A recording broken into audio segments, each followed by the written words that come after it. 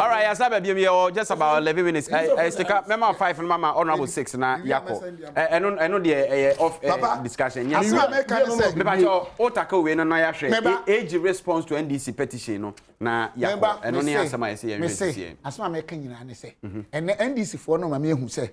Sa kuku ade no ampa omne hye. First na me person make bi. But omon sam keka no positions. Me see a whole professor who say ku betuma ba say o man ye nyina betuma hwe ye kra ne ma be say a ukonya platform nipa bebere guso sa propaganda na twam na Ghana for are smart two me buza papa we taxes who we are ko Google 2014 2016 2017 NDC taxes nko a omde baaye ene de ho na o increase 26 Parliament, can 11, comes yeah, we and a comedy at 20 small my dear. Come 11. 11. But I was in Parliament, I like our hands. I must be. Our hands, some boy, time. Sasma make a boy on mini. I don't want and throw the doors on the door. Me, when this, I said this consequences, no, I'm sorry, and Uncle Modanigo. Are you too much? Oh, be on your perfect, but young come cool, young friend near grow.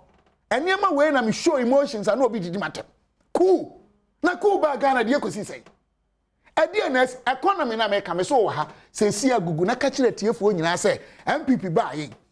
Economy figure we I say we yanka. Wo ntimi nka because they are better. Se onko afuom, onko dwaso na otifia economy be dey nyini. Adie no kura ni omo mpese accept. And this no kura mpa accept.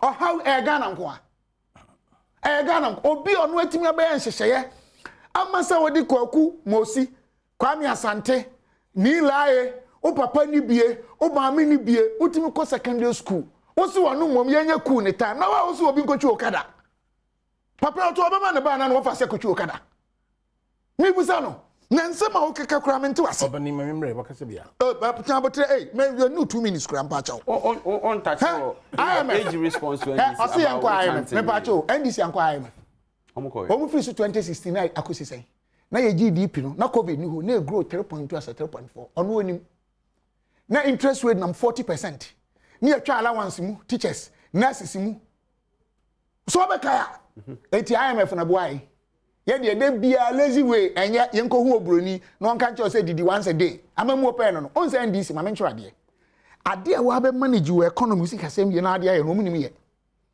NDC the MPP yo musutim ye bi ne say on say MPP ye kwan ye school ye asopete NDC so ye bi eno no dodo na ye kwaje bosia lazy way na China for the bosia ba but sir enhyehyeye na utimi ye na atimi bi a free school free this free that free on say NDC ye bi da cause omu ntimi nye ya no Ghana for nhwe bibiye NDC na obi omu ultimate propaganda secretary womu no Bulgaria ni Cuba na Russia sa atete yem na da nipa no mum dia politics yenka sa Ghana nye de na be na Ghana nye de etimi se ote ha on my figures na chese economy no and ananado nye better than them GDP Mpensenpensemu na mabo okosoro interest rate figures na aka ho asem no economic indicators it look good but the ripple effect okay we say oh any idea na adbe seche because obi so be ka chose na ho ton ene obi be ka chose na ho ton and pay me nua ba ko bi money din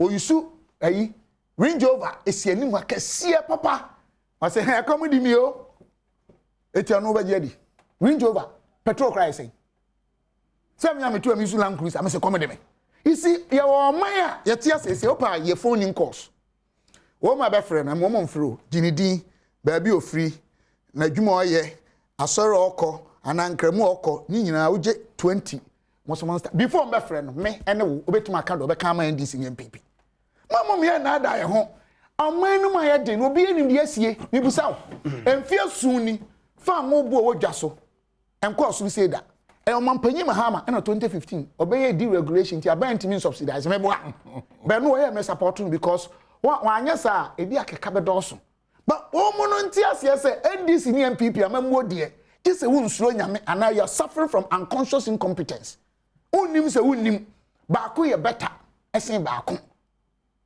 me ka kire wo enti ase na Ghana fo nya abotre se how be na abeto yes look if you go and read the PFM Act 2016 Act I think 981 how no any mismanagement na diaba me busa wo ship na de niam fi abuchire ba oje 4,000 oje 12,000 no niam bia yisu nyina ekra no eno yakufado fa ngo na akọ 105 na yakufado yare abana meba oh ansa oba on kasa oba on kasa o man stop me please yare ne ba ye na yese tena fie restaurantum edwamuntum obi ankoma no eno no mismanagement mi busa na even with this situation figures a kire se ye boy homoden no asi wo de all right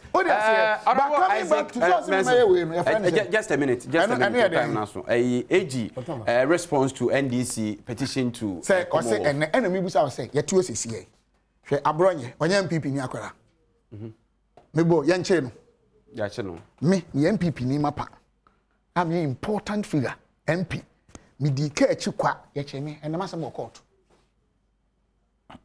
NDC MP a ye che so on court papa eni wako na wo NDC ni asa kun NDC they are planning sa niema no tell say they are behind the coup sa coup mongering no NDC are behind when you prepare international body ni ade adwene and NDC ni MP yes on court also on MPP ya che no court o say aba we take for farm stekaye ma honorable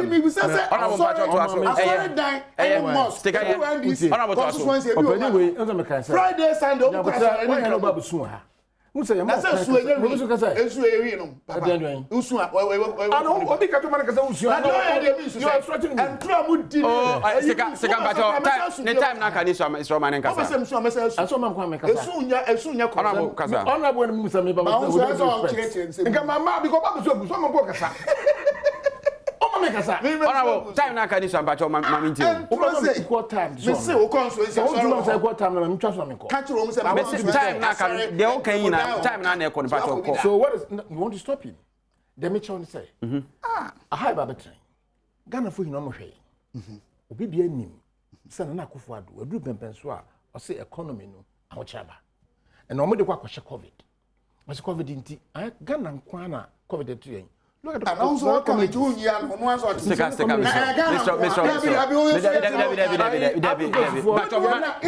money making a point there was a maybe someone say maybe money making a point how can no currency I am kwa na covid that year because we no share similar dey your vegetation be pepper Burkina Faso go there and check right can't you control yourself but Debbie Mr. Mama it doesn't mean yen na this say covid economy start say na go for do buy Busian Kotina Brazil over 240 billion Ghana cedis na aka mo de 2 tam ye fra ban mu na 120 billion mo fa free hen obekan mo fa free 9 billion oh sticker na 20 within 5 years over 250 billion. Who increase over 1,000%? There's nothing to show. And how do I want to get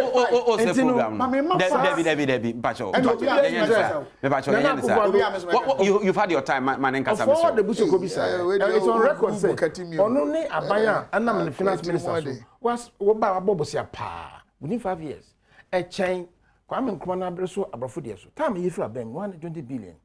So time ni over 240 billion aye ne hwechi. Amuchaba. Obi bia nim Ghana obi bia nim. Na say what you say deregulation in the buy. Adechi within a month ya tupetum kutu miasa. Ya tutumu a reflective one aduane ankofo so. Yeti ya unemployment akosoro. O man kasa nap ko so mkwala do gum inti oka. A teacher for mu chade na se for human vo. Anya other teachers.